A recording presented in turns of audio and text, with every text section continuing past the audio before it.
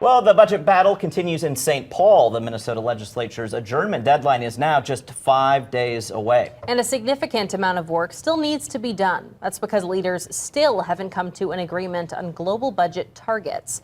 There's been a tonal shift with Minnesota legislative leadership this week. What was originally optimism that the state would finalize a budget on time for its adjournment deadline has turned to realism, as leaders now seem to think a special session is all but inevitable.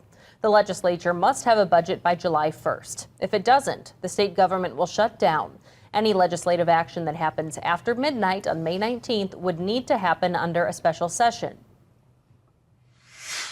Tonight, now we are digging deeper into special sessions and how they work, all while keeping in mind the delayed start to the 120-day regular session in the House amid a power dispute with DFLers instituting a 3-week boycott.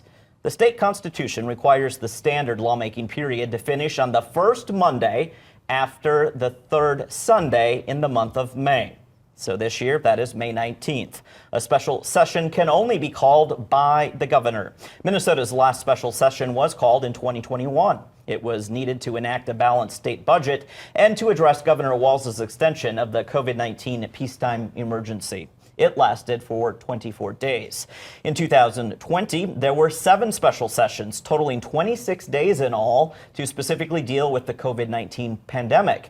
Then there were a string of special sessions needed for budget bills happening in 2019, 17, 15, 11, and 2010, all of them lasting just 1 day or 2 days.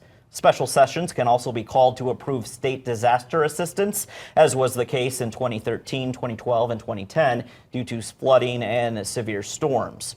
As those numbers show, special sessions of the Minnesota legislature are not that uncommon. It's important to point out, though, each special session stands on its own. In other words, the legislature cannot carry over bills from a previous session and then act on them. New proposals must be introduced. Lawmakers have the authority to determine how long they will meet and the issues they will address. By the way, the longest special session in Minnesota history lasted nearly 4 months. That was in 1971.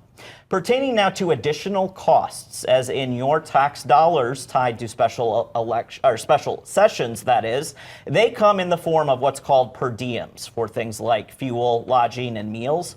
Capitol security is another additional cost here. Estimates put the daily special session price tag at around $50,000. State lawmakers are paid the same monthly wages throughout the calendar year.